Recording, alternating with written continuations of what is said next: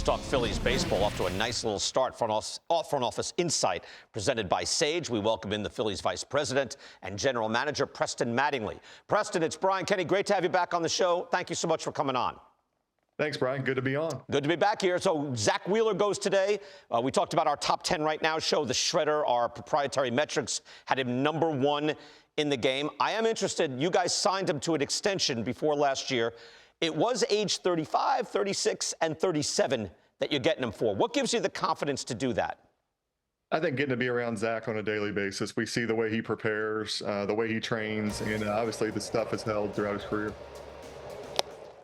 It is older for a pitcher. Have things changed with the technology, with the preparation, with maximizing performance? I think you get more information, that we get it internally, I think, but we can track that on a day-to-day basis. And Zack's held all of his stuff throughout his, last few years, and we feel like going forward, he's going to do the same. Your biggest move in the offseason was trading for Jesus Luzardo. He struck out 11 in his first start. He debuted a new slider. What did you see? There was a bit of a track record there, but not an enormous track record. So what did you see in Luzardo? Yeah, I think Jesus is always a guy that we had a ton of interest in. The biggest thing for Jesus was keeping him on the field. And we have a lot of confidence in our medical staff and our training staff, performance staff to help him do that. And I think if he's out there, I think the stuff's going to speak for itself. And it's just another weapon to give Caleb Cotham and our pitching group. If he's debuting a new pitch, whether you call it a slider, a sweeper, whatever it is that him doing that on his own? Is that you bringing that to him? How does that work? I think it's a combination of both, right? You have stuff internally, information that we can help bring to him. Caleb and his pitching group work on it with our performance staff and our R&I group, and then we kind of combine it into one, and we take it to the player and kind of put it on the field. Kyle Schwarber has been so important to your club since you guys signed him up, killing it already this year, slugging .880. He's a free agent after this season. What happens there? Yeah, we've kind of, as an organization, we don't discuss contracts in season and publicly, but Kyle's a big part of our team. Obviously, what he's done for us the last few years, continues to be a staple in the middle of our order in our clubhouse, and we're really happy the way he started off. It's nice when it works out, right? I remember at the time the deal was like, I wonder, 4-year deal, given his track record. There's a lot of things there, but then he's been hurt a lot. This has worked out beautifully. Yeah, it's been worked out really well for us. It's a combination, obviously, of on-base skills, a guy that's quality at bat, and then the power he brings to the lineup. I'm still torn on him leading off. I like him leading off, actually. There's different things there other than just the on-base and obviously the lack of speed, but that he can ambush, he works counts, all those things. Where are you on that?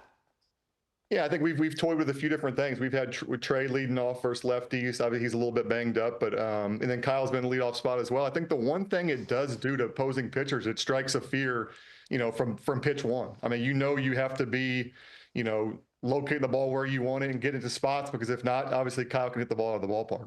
JT Realmuto, also contract year, still valuable, diminished somewhat, 34. How do you extend that window? Is he going to be catching fewer games? How does that work?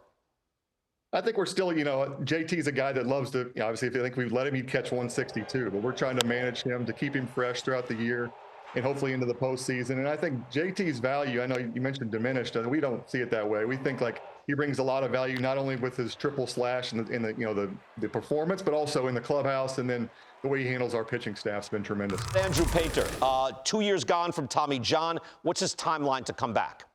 Yeah, he threw in the fall league, last year. He's healthy. He was with us in spring training on the major league side. We're managing his innings. He's down in extended spring training pitching now. I think, as Dave's kind of said, he said July-ish. I think the one positive thing we have going for us is we have a really quality major league pitching staff, and we have other guys than AAA right now. So I think Andy obviously is going to have to go out and pitch well, like we think he will. But I think, we'll look for him in the summer to be to be in the mix to come up if he's throwing the ball well. Okay. All right. Preston, torpedo bats.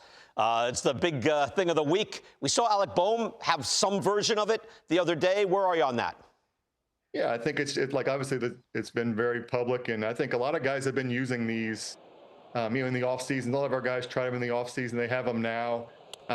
Look, I think if hitting is so hard, pitching's gotten the stuff has gotten so good, so if it gives the hitters a little bit of advantage, obviously being a former position player myself, I don't mind helping the position players out a little bit. Yeah, look, I think it's good for the game. I think it's good for offense, a little bit of a jump, and kind of part of the evolution of the game. Do your guys go out and get that model bat, or are you doing it with your analytics team to build bats with specific specifications for them? We do a lot of bat testing, but I think this specific model, guys go out and get. I know that the bat company provides it to them, so they'll get them on their own. Can you imagine your dad with the torpedo bat? Can you imagine that from the left side doing that? Can you imagine that? Help a little bit of his power numbers. I think, the game's changed, but 35 homers was a lot back in the day, Preston. Let me tell you, it was a lot of home runs back then. Yeah, no question. Say, how disciplined was I? Did not bring up your father until the very end of the interview, all right? I'd like a little credit for that. I'm impressed. There you go. We're big fans of your dad. Preston, great to have you back on the show again. Congrats on the early success, and we'll see you down the road.